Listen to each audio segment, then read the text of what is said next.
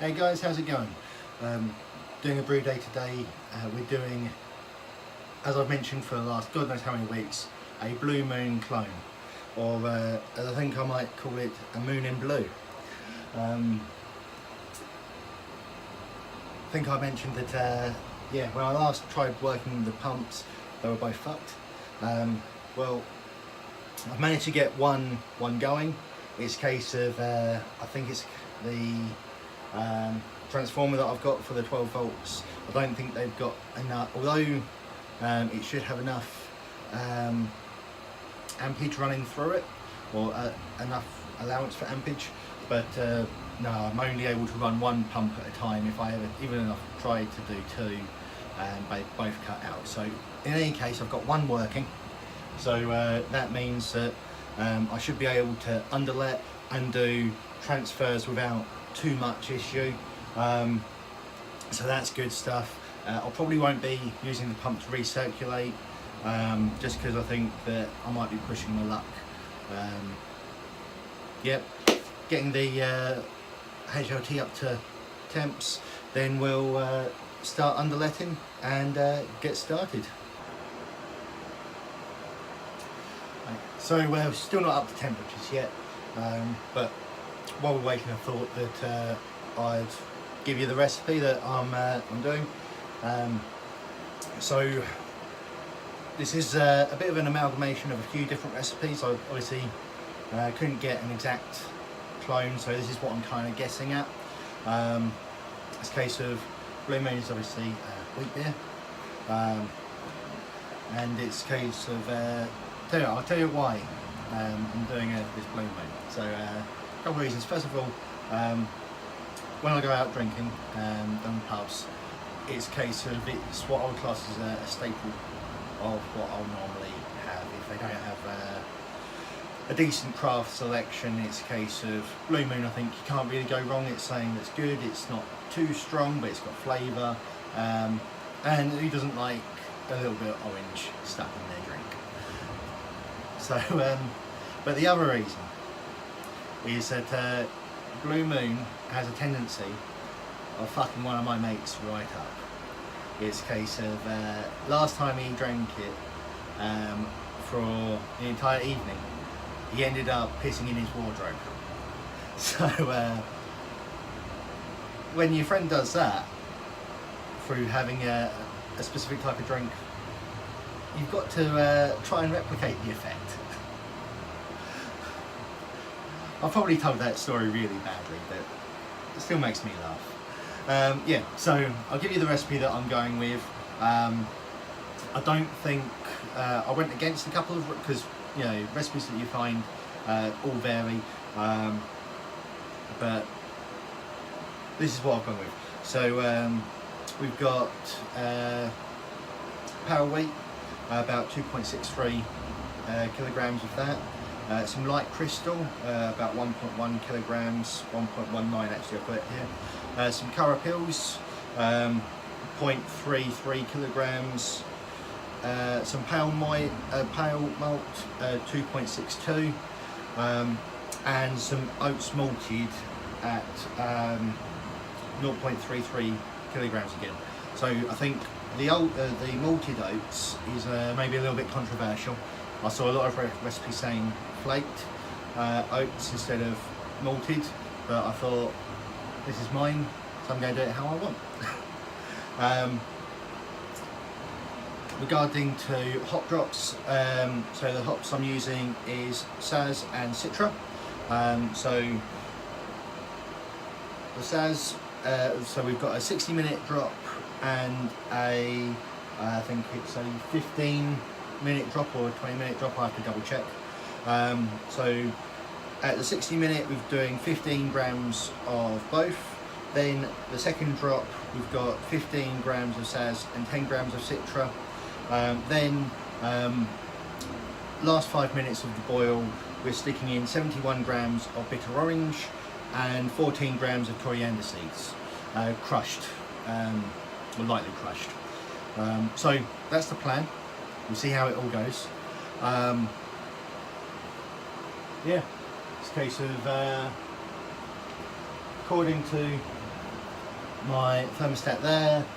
I'm well over temp, but according to the electrical probe, I'm still under.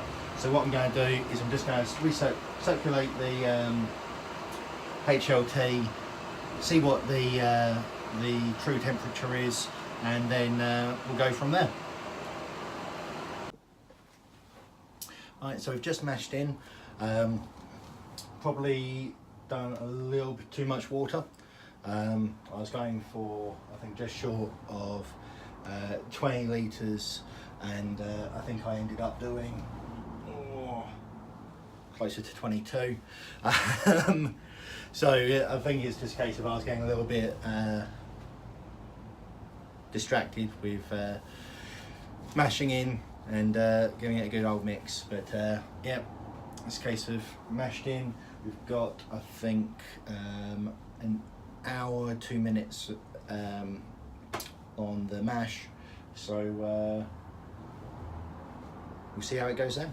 Right, so we've just transferred over from the mash tun over to the boil kettle. Volume wise, again, I've gone over. I needed about 26 litres. I've ended up transferring across about 29, so that has made my readings a little bit off, I think. So the initial, I'll start with the pH. So I've never tested the pH before, so thought this would be quite interesting. So the pH came out at 5.77. Now, I think, you know, most of the time people will try, well, everything is like, I'll go for 5.2. So, I don't know, 5.77, that's not too far off. Well, it kind of is. But what that means is that if I do this, if I like it, and I do it again, I'll start maybe adding some water additions, see if I can get the pH closer to 5.2. That'd be quite good. The initial mash gravity was 1085. Beersmith thought I'd only get 1065, so that's up, that's good. The runoff, so even with all the volume that I did get, the runoff was coming in at 1020. So that's good, considering runoff you normally stop at about 1010. So again, good, strong or high sugar content. Pre-boil, now that's interesting because I've taken it from the boil kettle just now, and that's at 1045. So according to Beersmith, it should be about 1060-ish, so a bit different. My plan is to bring it up to a boil, but I'm not going to actually start the 60-minute boil timer until the volumes got down to about 26 litres. That way it should concentrate the sugars. I have less volume because way that I'm currently set up, I have very little loss in my boil kettle, so that's good. Mash tun, I think I'll get a fair bit of loss though, actually. I think good 3-4 litres of loss, I'd say, in my mash tun probably. So we'll see. I've got to clean that out in a bit. So what are we doing now? As I say, go wait for this to start boiling. We are going to let it boil down to about 26 litres before doing our first hop addition, and yeah, we'll go from there. So I'll give you a little bit of a show of what we got. Now you probably can't see, but it's a case of it's come out a lot darker than I was expecting. Maybe that's because of the malted oat flake. Yeah, the malted oat flakes, rather than just having it as flaked oats. Yeah, but it's a case of lovely beer smell. Lovely beer smell. Right, see you in a bit. Right, so just done our second hop drop. It was at the 50-minute mark, not the 15. Got the water chiller in there, sanitizing itself. Yeah, it's earlier I said I was going to wait, I was going to boil off until I had 26 litres. I couldn't be bothered to wait, it's taken quite a while, but I think I boiled it off down to about 27 litres. I should really start marking the pot with more than just 5 litre markers on there. But anyway, so yep, it's a case of after the 50 minutes we're down to about 25 litres, so not a bad boil off at the moment.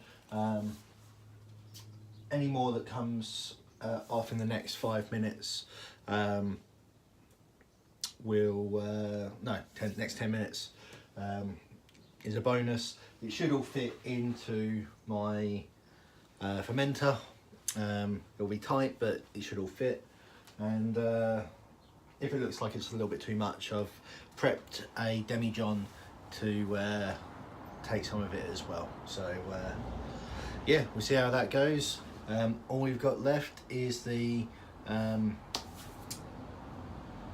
bitter orange and the coriander seeds to go in.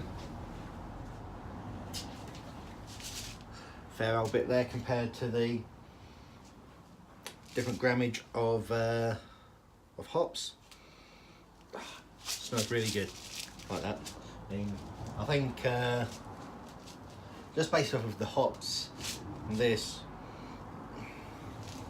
the smell's definitely going to be there. I don't think the colour's going to be right. I think the colour's off, but you know what? It's more important that it tastes good and smells good than necessarily what it looks like. Right, in goes the orange bitters and the coriander. I give that a little bit of a stir.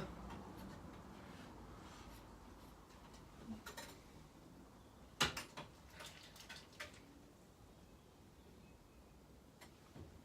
might leave that in there. Yeah, so it's a case of, you know, I'm using a hop spider that's just off to one side. I guess see what people's opinions are with regards to hop spiders. I know, you know, some people say it makes life easier, especially if you're using pellets and not leaf. I used it when I done my last beer, and I was using leaf rather than pellets, so the volume was a lot more and it was a pain in the ass to clean. Using pellets, I don't think there's any sort of issue. So yeah, it's a case of, yeah, if you've got an opinion, stick it down in the comments. We'll have a little listen. Tell you one thing that I am going to have to sort out. Mentioned a while ago, I'm getting the roof redone at some point. Lots of things need to be redone, but yeah, when I'm getting it redone, I need to sort out a proper ventilation piece. It's a case of yeah, every now and again, I don't know if you can see it, but we're getting the odd drip. Luckily, the way that the roof is, it's not dripping back into the kettle, so you know, that's a bonus. But yeah, I've got to get that sorted. Maybe even just getting a fan in here would have been handy. Get blowing it off in the wrong other direction. Oh well. Right. Yeah, we'll be. Oh shit! You know what I did forget to do? Put in the Irish moss. I'll stick it in now. Yeah. So let's.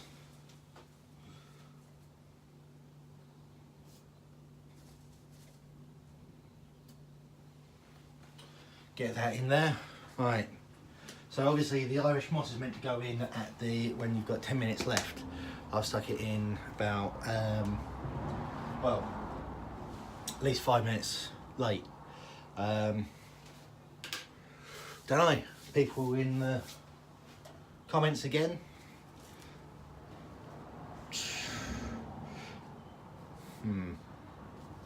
This actually says it lasts 15 minutes of the boil, so I missed it by 10 potentially. Although Beersmith did say last 10 minutes. Anyway, doesn't matter. We all make mistakes. That's in. People let me know what they think. Will that fuck up my beer? Should it have? I'm not going to be boiling it for any longer. But if I should have, or should, comment down below, and we'll know for next time. Right, so cooling happened. Turns out everything kind of has gone perfect with regards to the volumes. I've got 23 litres, no more, no less. And yeah, really happy actually, almost forgot. Let's do a gravity reading before I add the yeast.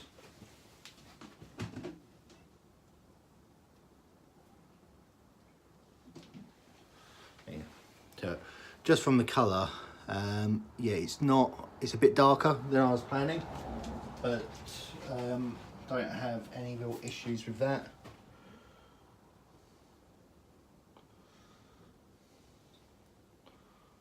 Let's get this down now. Use a good eye. It's a little bit dark in here, but this is looking at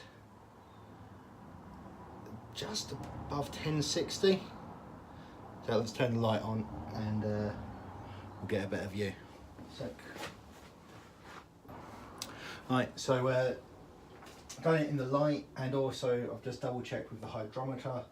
We are looking at about 1056. Let's see if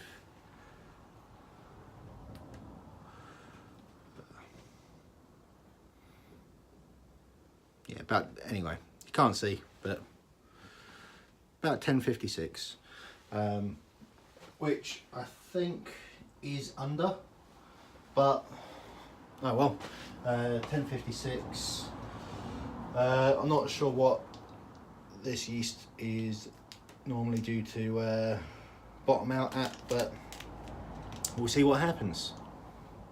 Right, so we've just gone into the fermentation fridge. Let's have a little look-see. Yep, there we are, all set up.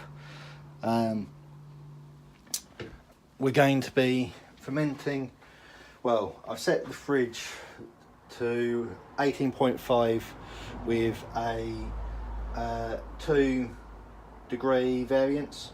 So if it can go up to, say, 20.5, don't want it going any higher than that just yet.